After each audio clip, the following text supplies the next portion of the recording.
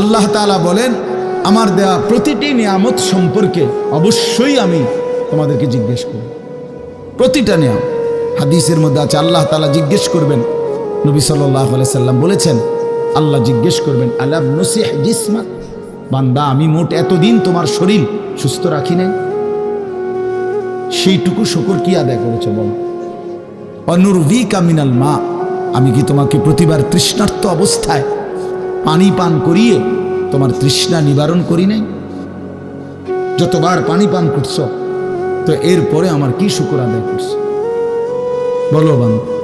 আহা বদনসিব মুসলমান তো আলহামদুলিল্লাহ বলতেও জানে, পানি পান করে সেরা যে একবার আলহামদুলিল্লাহ বলবে এটুকু তো জানে, এটুকু তো জানে। তাইলে এই জন্য বললাম, আমরা কিন্তু প্রত্যেকেই আমাদের হায়াত, ইয়াহিয়ার ওই কথার থেকে আমি বললাম, আমাদেরকে উত্তর দিতে হবে। ওয়াকিফুহুম ইন্নাহুম মাসউলুন।